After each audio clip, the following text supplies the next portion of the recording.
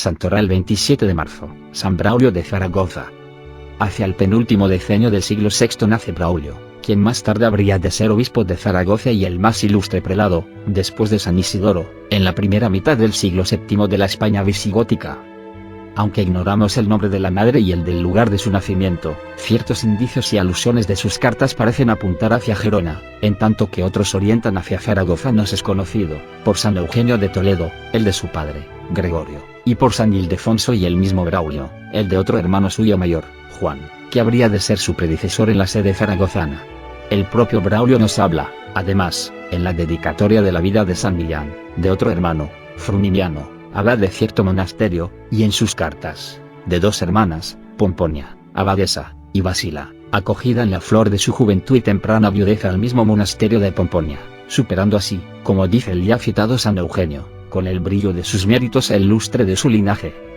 Los nombres de los miembros todos de la familia revelan claramente el origen hispano-romano de esta, y como el mismo padre, Gregorio, terminó siendo obispo, según parece indicarlo un himno de San Eugenio, de una diócesis no identificada, signo de interrogación abierta, tal vez de osma signo de interrogación. Se nos ofrece aquí un ejemplar no raro en aquella época. Baste recordar el del mismo San Isidoro, con dos hermanos obispos, Leandro y Fulgencio, y una hermana abadesa, Florentina, de una familia ilustre, de probada ortodoxia y religiosidad, con fácil y casi hereditario acceso a las altas jerarquías eclesiásticas. La primera formación piadosa y cultural la recibió Braulio de su hermano mayor, Juan, a quien llama su maestro en la vida común, en la piedad y en la doctrina, verosímilmente, en la escuela aneja al monasterio de Santa Engracia, en la misma Zaragoza, del que debió de ser abad dicho Juan, antes de su promoción al episcopado. De otro pasaje de las cartas de San Braulio parece deducirse que tampoco fue ajeno a aquella formación su hermano Frunimiano. San Ildefonso nos habla del docto magisterio de Juan en las sagradas letras y de su pericia en el cómputo eclesiástico y en la liturgia, para la que hubo de componer algunos himnos y otras piezas elegantes, y San Eugenio lo celebra como distinguido en toda clase de disciplinas, y aquí en la misma Grecia se inclina, frase esta última que parece aludir a su formación humanística. Con tan competente maestro logró Braulio adquirir aquella perfecta y amplia formación, de la que tan gallarda muestra nos dejó particularmente en su epistolario, no solo en todo el ámbito entonces explorado de las ciencias eclesiásticas, sino también en las letras clásicas y aún en la poesía y la música, ya que también Braulio, como su maestro Juan y su discípulo Eugenio, llegará a componer la letra y la melodía de himnos sagrados, que fueron incorporados a la liturgia de la iglesia visigótica. Pero la plenitud y madurez de esta formación hubo de cuajar en la escuela y al lado del gran San Isidoro de Sevilla. Empujado por la sed, nunca apagada, de aprender y atraído por el prestigio de este gran doctor de la Iglesia española, se traslada Braulio a Sevilla, donde sin que podamos precisar fechas, debió de hacer prolongada estancia o pasar parte de su juventud. De esta permanencia de Braulio al lado de Isidoro, más aún que en plan de discípulo y maestro, en plan de compañerismo íntimo y aún, de colaboración, data aquella profunda, tierna y nunca entibiada amistad entre ambos hombres de cultura y siervos de Dios, teñida, en todo caso, por un discreto matiz de protección paternal de parte del anciano y renombrado arzobispo hacia el joven arcediano y más tarde obispo de Zaragoza, que tan deliciosamente se revela en la mutua correspondencia. De regreso ya Braulio en Zaragoza y nombrado arcediano de la misma, probablemente al ser promovido el año 619 a la sede episcopal, su hermano Juan, le escribe Isidoro llamándole carísimo y dilectísimo hermano. Señor en Cristo y amadísimo hijo, le manda algún libro y le pide otro. Le ofrece como obsequio y signo de amistad un anillo y un manto, y hace votos por volver a verle alguna vez, para que, al que contristaste alejándote, de nuevo le alegres presentándote. Corresponde Braulio con grandes demostraciones de cariño y admiración al que llama el más grande de los obispos y el más excelso de los hombres, luminar esplendoroso e inextinguible. Expresa, a su vez, vehementes anhelos de volver a encontrarse, le pide las actas de cierto sínodo y, sobre todo, le ruega con insistencia el envío del libro de las etimologías, al que se cree con especial derecho, por la promesa que Isidoro le tiene hecha, y por haber sido escrito a ruegos del mismo Braulio. Promovido por muerte de su hermano Juan, el año 631, a la sede episcopal de Zaragoza, de nuevo escribe el arzobispo de Sevilla una larga carta, llena de elegancia y de humor, en la que simulando unas veces enfados, otras quejas doloridas, ya actitudes agresivas, ya súplicas rendidas y humildes, trata con todo ello de obtener el envío tan deseado y aún no conseguido, del libro de las etimologías.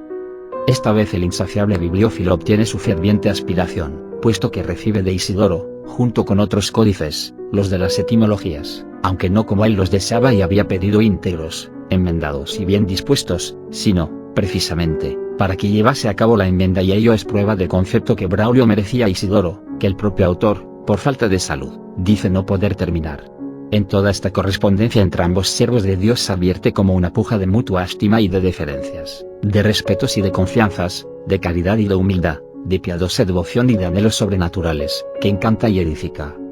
La presencia de ambos en el Cuarto Concilio de Toledo, del anciano Isidoro en el cenit de su prestigio y autoridad, como presidente de la Asamblea, y del recién nombrado y aún poco conocido obispo de Zaragoza, apenas si llevaría 2 años en tal puesto, debió ser el último encuentro de los dos grandes amigos. Pero al fallecer, 3 años más tarde, el arzobispo de Sevilla, Braulio viene a recoger, como por natural sucesión, la herencia moral y el prestigio de aquel, y a constituirse la primera figura de la Iglesia española. Ya en el Concilio V de Toledo, 3 meses apenas de la muerte de San Isidoro, parece haber sido nuestro santo quien dirige las deliberaciones y redacta los cánones, ordenados casi exclusivamente a la elección pacífica y seguridad de los reyes. Pero es, sobre todo, en el concilio siguiente, el sexto de Toledo, donde el prestigio del obispo de Zaragoza se impone y resplandece. Sin ser el metropolitano, y a pesar de hallarse presentes 5 de estos, el de Narbona, el de Braga, el de Toledo, el de Sevilla y el de Tarragona, San Braulio es el comisionado para contestar, en nombre de la asamblea que reunía obispos, como rezan las actas, de las Españas y de las Galias, a la queja del Papa Honorio y contra los obispos españoles, por supuesta negligencia o sobrada lenidad en la defensa de la fe.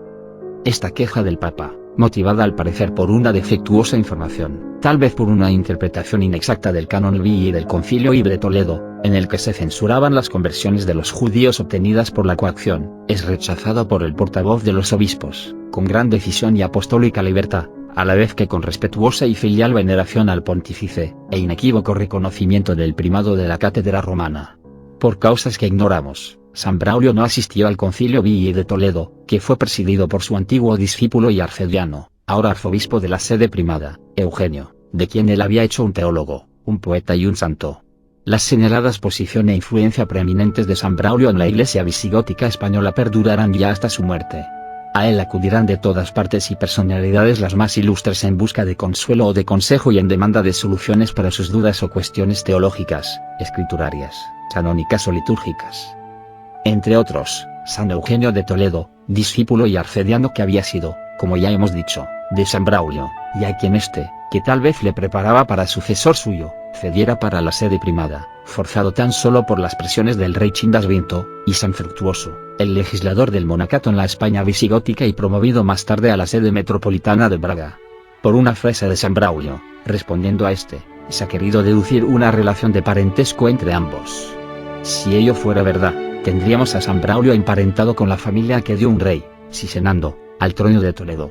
Los mismos reyes, como Chindas V y Reces V, reciben de nuestro santo consejo o lo solicitan en asuntos de estado los más importantes. Al primero le sugiere San Braulio la conveniencia, para prevenir posibles perturbaciones en la elección de un sucesor en la corona, de asociar ya en vida, como así se hizo, en el trono a su hijo Reces V. Más tarde, le encarga con insistencia la revisión de un códice, probablemente el proyecto del Foro Juzgo, presentado en su día al Concilio VI de Toledo, en el que el rey tenía gran interés, y de cuya laboriosa corrección por el prelado zaragozano le queda muy agradecido. Para satisfacer a toda esta correspondencia y al intercambio y copia de códices, a cuya búsqueda y adquisición, por donde quiera que averiguase o sospechase su existencia, se dedicó toda su vida con verdadera pasión de bibliófilo. Hubo de organizar nuestro santo un escritorio, en el que, a veces, como él mismo dice, escaseaban los materiales o pergaminos. Ejemplo de esa pasión bibliófila es su correspondencia con el célebre abad Tajón, quien habría de sucederle en la sede zaragozana. Que había acudido también a Braulio con una consulta teológica, y dejó escrito del mismo: hay en nuestra época hombre más elocuente, más sabio, más familiarizado con los secretos de la ciencia. Había logrado traer de Roma algunos escritos de San Gregorio Magno, aún no conocidos en España, y nuestro santo se apresura a rogarle, con gran encarecimiento, se los deje para copiarlos. Por cierto que aquí hubo de echar en olvido, y aun compensar con las más diferentes y afectuosas expresiones, las un tanto agrias con que, tiempo atrás, se había visto obligado a responder a alguna intemperancia del mismo Tajón, y de las que pueden ser muestra las siguientes líneas, en las que se revela la cultura clásica del obispo de Zaragoza. También yo, si quisiera, podría replicar, que también yo, como dice Flaco, aprendí letras, y tuve que sustraer con frecuencia la palma al azote de la férula, y también a mí se podría aplicar lo de, huye lejos que llevan en el cuerno, y aún aquello de Virgilio. También nosotros, padre, manejamos con diestra fuerte los dardos y el hierro, y también de las heridas que hacemos brota sangre. Pero soy siervo del amor y no quiero perder el tuyo, ni quiero poner en mis palabras cosa de burla o desagradable, como aconseja Ovidio, ni hacer, como dice Apio, alarde de facundia canina. Antes, imitando la humildad del Maestro y Señor Cristo, queremos seguir a aquel que dice, ofrecí mi espalda a los azotes y mis mejillas a las bofetadas. Siempre en la correspondencia del santo aparece, por encima de todo, la más exquisita cortesía, la delicadeza, la humildad del encabezamiento ordinario de sus cartas es el de Braulio, siervo inútil de los santos de Dios, la caridad, la bondad servicial, un gran sentido de humanismo indulgente y un equilibrio ejemplar de consejo y de conducta. La carta que cierra el epistolario es la dirigida al abad San Fructuoso, en respuesta a las cuestiones escriturísticas que éste le había propuesto, y viene a ser como un pequeño tratado de exégesis bíblica, en el que se pone de manifiesto el gran conocimiento en nuestro santo de la patrística, del texto griego y de la verdad hebraica. Hacia el final de esta carta, se lee como una especie de presentimiento de su cercana muerte. Ya en sus últimas cartas anteriores venía hablando con frecuencia el obispo de Zaragoza de la debilidad de sus fuerzas, de su inutilidad, de sus preocupaciones y contrariedades, compañeras inseparables del cargo pastoral, pero que se hacen más sensibles cuando las energías corporales van perdiendo su poder de resistencia, de sus achaques, en especial de su falta de vista, cansada, sin duda, en la lectura asidua de códices enrevesados y de letra difícil, pero en la última carta nos dice algo más concreto, esperando estoy cada día al fin de mi doliente condición mortal. Y este presentimiento, que para el santo era una esperanza, se cumplió el mismo año de 651, fecha de la muerte de San Braulio. Su mejor elogio fúnebre pudo ser el que en su carta le dirigía el mismo San Fructuoso, y que no era sino la expresión del común sentir de la Iglesia visigótica contemporánea. Damos gracias incesantes a nuestro Creador y Señor, que en estos últimos tiempos ha hecho que seáis tal y tan grande pontífice, que en el mérito de la vida y el don de la doctrina sigáis en todos los ejemplos apostólicos, digno de alcanzar la inefable gloria de la patria suprema, junto con aquellos cuya vida incontaminada imitáis en este tempestuoso mundo. Bienvenido a mi canal Palabra Tuve. Suscríbete, comparte la palabra y dale un me gusta si te ha gustado mi vídeo. Gracias por escuchar la palabra y que Dios te bendiga.